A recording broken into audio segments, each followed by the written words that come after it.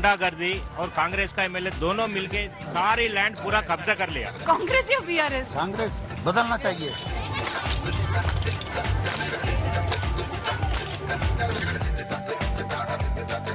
BJP तो मतलब chance नहीं? नहीं, वो तो खत्म हो गया।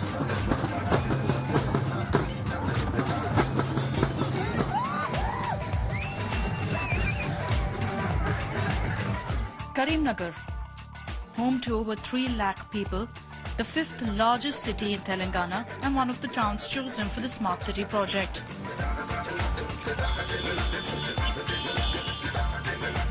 The development is clear in the bustling roads and the infrastructure.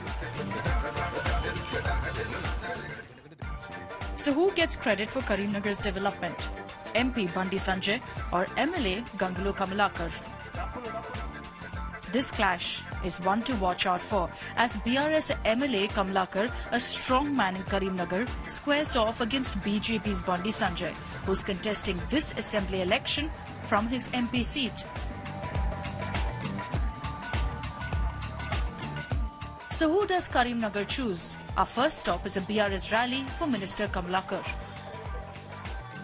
There's never a dull moment in Telangana politics, especially when you're covering a BRS rally. All these beautiful women you see around me have gathered for BRS MLA Gangalo Kamalakar's rally. They're playing Kolatam. What you know as Dandiya here locally is called Kolatam, and it's an essential feature of Telangana politics, of BRS rallies as well. But does all the dance, all of this pomp translate to votes for Gangalo Kamalakar? Very much so. He's eyeing a 4th term as MLA from this very seat from Karimnagar. So this is going to be an uphill task for Bandi Sanjay Kumar to overcome the Kamalakar factor. The town is painted pink, BRS colours in anticipation of Kamalakar. Clear to us why he's a 3-time MLA now looking for a 4th term. Women with fresh sandal rubbed on their cheeks wear pink caps and shawls, dancing and making merry.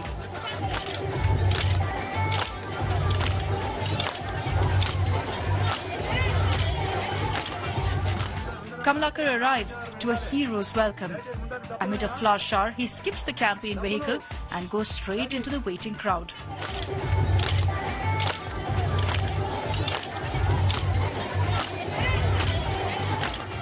He greets them all personally, dances with them, plays the drums with them.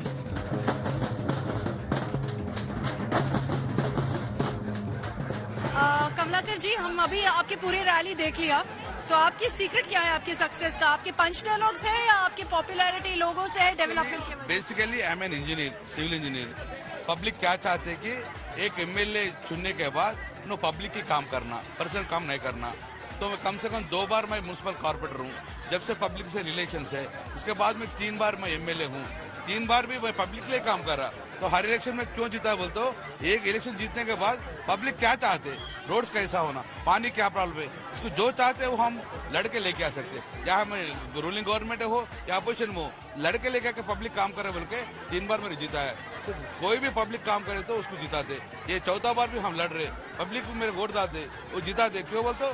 उसको उम्मीद है एक बार जीतने के बाद इतना अच्छा काम करा और एक बार जीतने के बाद भी हमारा काम करते बोल के वो लोग हमारा वोट देते।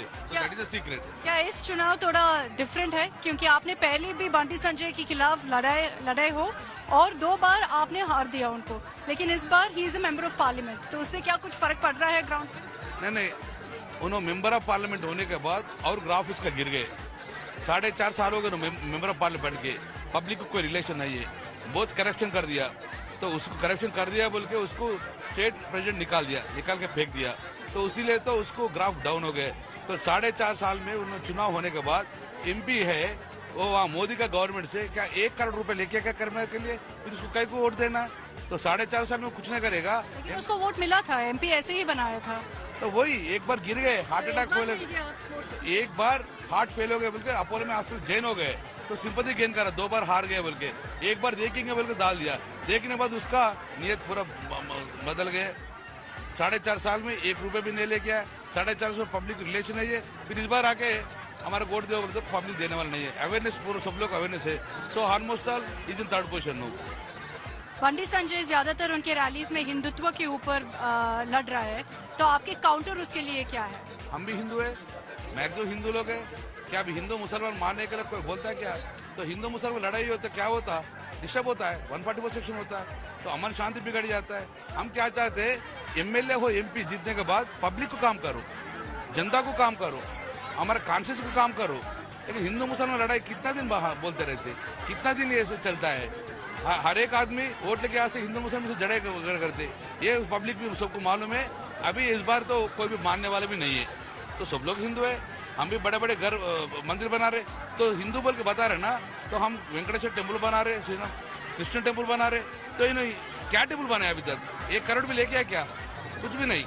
तो इन्हें खाली मंदिर और हिंदू के नाम पे वोट लेने के लिए है, करप्टिव है, वेरी बिग करप्टिव। सो इस बार उन्होंने हार जा रहे हैं।